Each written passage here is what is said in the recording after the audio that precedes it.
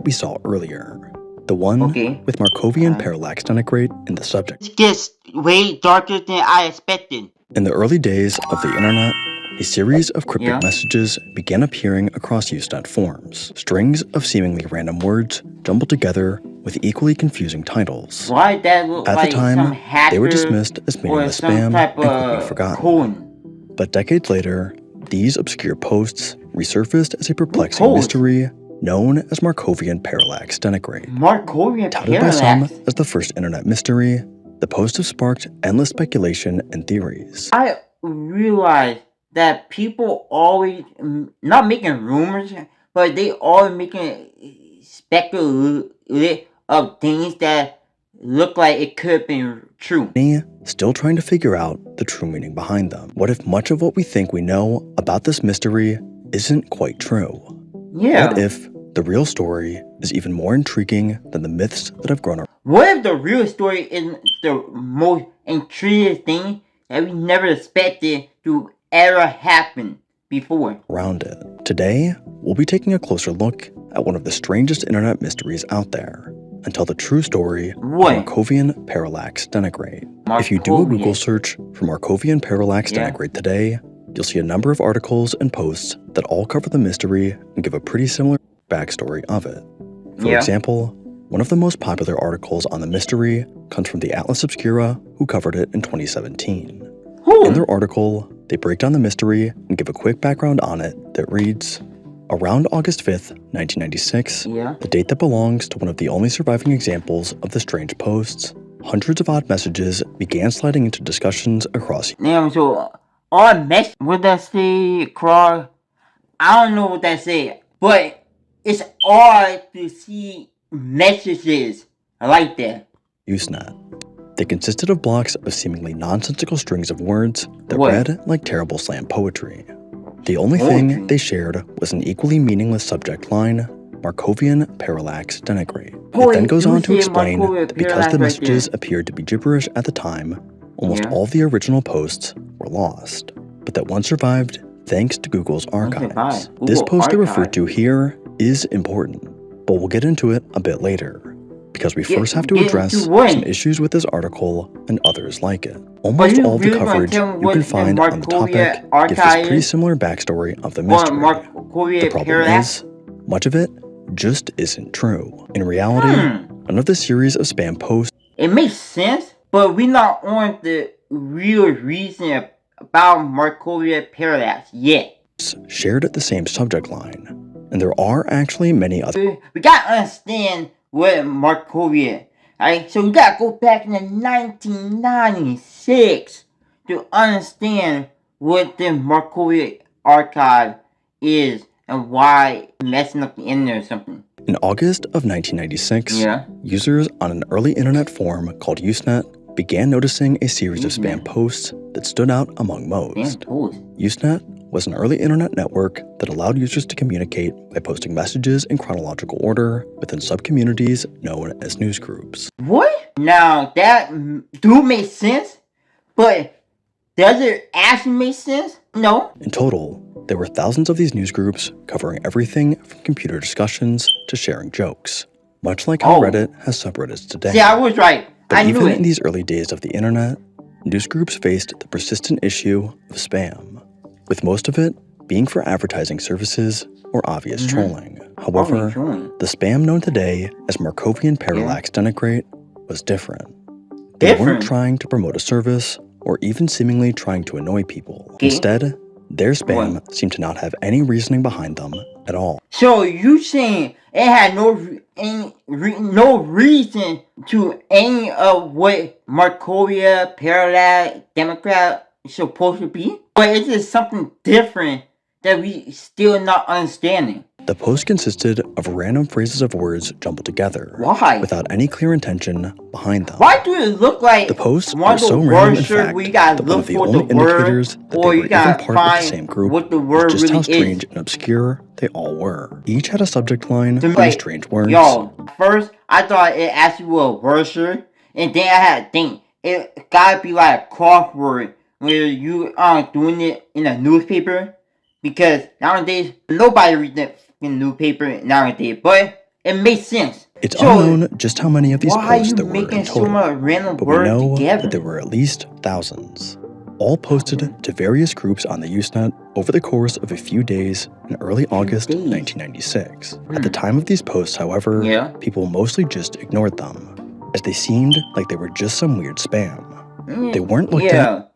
A lot of people definitely annoy. Like, if it like spam that you don't know, text or email that you actually never texted that person or email that person, you probably know it or maybe delete it.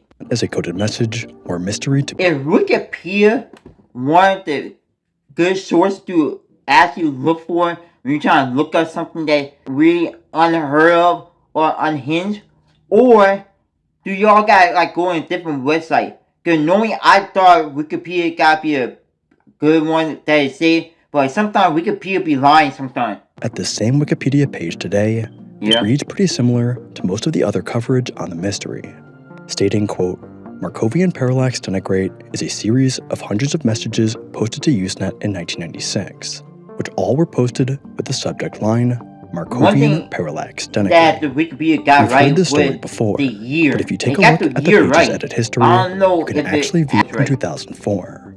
And in this first post, it talks about the case in a very different way. The page starts off with a copy of what is often said to be the only remaining post from the spamming that we saw earlier. The one with Markovian parallax denigrate in the subject line. The message itself isn't anything too important, as of course it's just random words jumbled together. But the important part of it comes from the Usenet header, not the subject line of Markovian parallax denigrate, where the mystery got its name from, but rather the name in the email the spam post was from, Susan Lindauer. That name right there is the only reason this mystery even exists today. Just by that name is the only reason why Markovian parallax Democrat even is talked about in this video? Wow. Wait. That name, does that name connect it to it? You see, a few months before this Wikipedia article was created, a woman named Susan Lindauer made U.S. national news after being arrested on charges of spying for Iraq. It could be the same Susan Lindauer. As the article states, message, right? And it looked like real message that you would see on like Wikipedia or something similar to Wikipedia, but does it actually coordinate to Markovian parallax Democrat, or does it coordinate to something else? Of thousands of ostensibly random words. While it cannot be determined so, it seems the only reason the series of spam posts even gained some popularity is because of that name's inclusion, and one individual who decided to make a Wikipedia page about it. As to whether or not the Susan Lindauer in the email of the post is the same one arrested in 2004, we'll save for a bit later, because we first have to figure out how this article about one spam post became the popular internet mystery. How did one article became the popularity of a spam post? From that one article, you already got like a big, huge spam post from that one article? We know today. Over the years since the original post, the Wikipedia article slowly changed from being about the one post and Lindauer's name being in it to being about the series of spam posts it belonged to as a whole. So now we're getting the spam post just being about Markovian, Markovian parallax probably connecting to that one name to just being an open spam post. Parallax denigrate grew in popularity with it. Articles, videos, and Reddit incorrect. Over time, finding the true story of the mystery. Today, the Wikipedia article, like most of the coverage on the mystery, is really just about the series of spam posts as a whole. And the only mention... You can't lie about it. If it's like a series of posts about the spam post being like, not a collective, but being as a whole as one, then you can't really tell what it's really trying to give you. Of Susan Lindauer in it, is that she was mistakenly identified as a possible source of the posts in 2016. Even though she got the entire mystery only exists because of her name being in one of the messages. So, now that we know the true story of Markovian parallax denigrate, what actually was the purpose behind these strange posts? Well, Yeah, I thousands have still been want to trying to know figure the this out purpose for of it. decades. And over Yo, those years, I get the concept of it, but I want the purpose. Like, what the reason for Mercurial Parallax Democrat? Like, what the reason for it? countless theories have emerged, ranging from secret government tools to simple spam. But let's start by taking a closer look at the one that started it all. Alright, Susan let's see. Lindauer and her possible Susan involvement. Lindauer. As we now know, this mystery all began because the name Susan Lindauer was in the email address of the infamous It did all post. begin just The because original author Susan of the Lindauer Wikipedia being page for Markovian just by that Parallax one name. Democrat believed there could be a link between the Susan Lindauer arrested See, on I charges of told you. espionage and the one in the email It address. actually, but I already said it could connect to something from that article just by the name, just by Susan Lindauer in that article. It definitely could connect. Of the post. The theory proposes that Susan Lindauer could have been creating these posts that seem completely random to most. And decoding messages in this fashion isn't very uncommon either. It makes it easy. They call them messages and tell me what things y'all find in that message. Wait, don't do that good. Y'all might end up finding something weird or unseen and y'all probably don't even want to see it. For the individual you want to deliver the secret message to find it easily, but is completely fit to be responsible for the spam. I just not understanding why her name would be in the post and not be connected to it or linked to it. Make much sense to use an email with your name in it, send secret spy message. Importantly, this infamous post is the only one known to use the Susan Lindauer email. Yeah. Google's Usenet archive doesn't show the poster's Yeah, Google Archive. It really don't show it, right? Let me see. email address, but another called usenetarchives.com partially does. Yeah. Taking a look through them, every one I could find uses a different email address and display name, meaning the Susan Lindauer email was likely just one of hundreds or thousands used to carry out the spam. Her email is like one that carrying out the spam, but not like actually the spam link connected same to what we're actually trying to find out. Did belong to the same Susan Lindauer. The way Usenet worked allowed users to post under any email address they wanted, without any verification that it actually also no verification, not asking about the password. You might have noticed that the email address ends with uwsp.edu, meaning it's linked to a school or university. In this case, it happens to be University of Wisconsin at Stevens Point. In the article from the So, despite the fact that this mystery spawned from the theory the spam posts were encoded messages from Lindauer, it seems like it almost certainly isn't the case. Another popular theory that retains apart from the Lindauer one is that the messages were part of an internet-based number station or other spy communication network. I don't see it. I see it at like internet mystery, but I don't see it at the spy type internet thing. Number stations were traditionally used by spies to send coded messages through public channels like radio. But in modern times, some groups have begun making use of sending heavily encoded messages on public internet spaces, similar to what people believed Susan Lindauer. The theory overall is completely plausible, but there are a few reasons I think it's not the most likely answer. For starters, the majority of modern espionage prefers using a secure encrypted channel for communications, as even encoded messages can be not have people trying to crack the code the fact or crack that none of the posts have ever been decoded or even show any obvious indicators of being encoded. They say you gotta have that key, and you don't got that key or that locking password type key to actually get in there, then you're not gonna really know what is behind those messages. First place makes this theory seem a lot less plausible. Another popular theory that's quite fascinating is the Markov chain theory. Coming directly from the name of the post themselves, the theory is centered around the mathematical system of a Markov chain, a system that allows calculations of a future state dependent on the current state and independent of past states. The idea overall is a bit confusing at first glance, but when applied to coding, The model is commonly used to generate the next word in text, similar to how predictive text is used today. In fact, one of the most popular uses of this kind of code is in Google search itself. The theory in this case even Google itself can actually find it, right? Wait, didn't you just say Google couldn't find it? Or did it? Nah, I'm just thinking way ahead of this whole video. Supposes that someone used a Markov chain code to generate as it was actually done before on Usenet itself. In 1984. Yeah. So you're telling me he started it off as a prank to fool so many people, but it actually did fool so many people, and he really didn't expect it to actually fool that many people. The messages from the Markbot, while not always exactly on topic, still had structure and sometimes even made sense.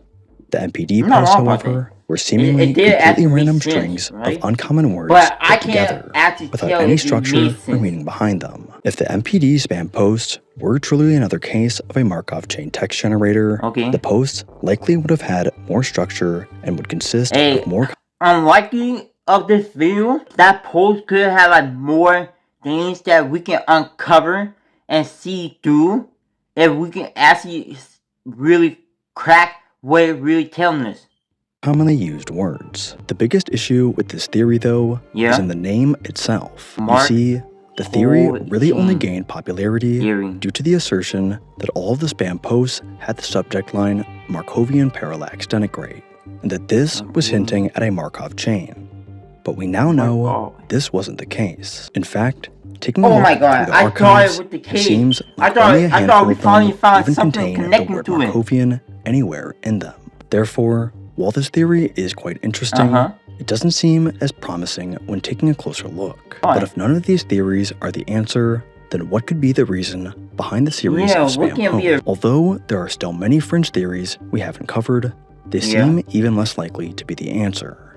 And while none of these ideas, including the ones we've already discussed, have been entirely disproven, I believe the real explanation is much simpler.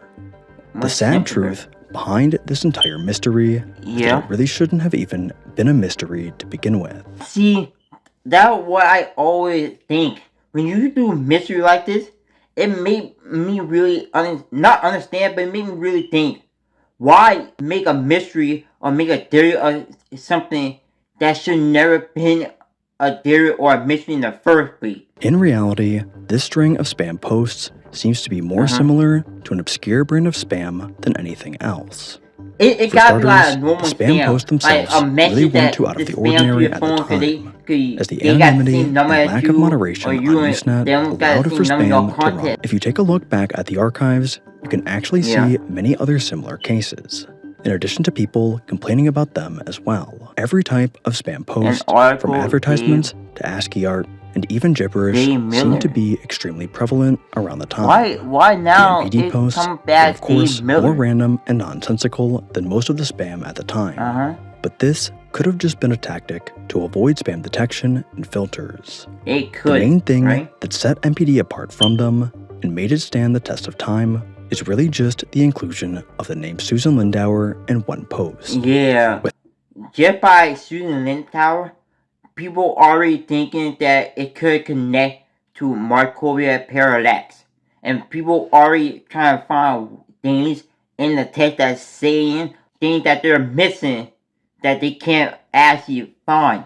Without that, the Wikipedia page about the infamous post is never made, and the group of them as a whole would have faded into obscurity. And as we now know, the email address in that one post actually belonged to a student and not the Susan Lindauer arrested in 2004. At the time of the post... So the post was actually from a student, not the one who got arrested. I thought it was the one who got arrested, one that we were trying to look for, not the student one. At least, they were most definitely seen as spam, as we can tell from the multiple discussions about it. So with that information in mind, where does that leave us? Well, if we go into the assumption... the question that leave us to this whole theory? The posts were in fact a case of spam, there is still the mystery of what their purpose was. And while much of the time, spam is done without any reason at all, or just to simply annoy people, MPD's case seems slightly more complicated. A few years ago, YouTuber Barely Sociable covered this mystery. In his video, he noticed an interesting similarity between the Usenet groups that the posts were made under. According to posts about the spam at the time, every group except one was related to Christianity. We can confirm that this was the case in this particular chain of spam by taking a look at the archives again. Taking a look through it, there are multiple posts in news.admin.net covering the MPD spam, or as it was referred to at the time, dictionary spam. In these reports, we can see that almost all of the groups dictionary spam targeted were in fact related to Christianity, with the one exception being the Usenet Abuse news group. Oh, I did see that. But I really wasn't paying attention to that because I was trying to find the connection to the whole theory. But I didn't really thought anything about that. We can also see that the total number of these spam posts were in the tens of thousands. 10,000? It's really interesting to go back and take a look at these and see how users worked to delete the messages and speculated around who was behind them.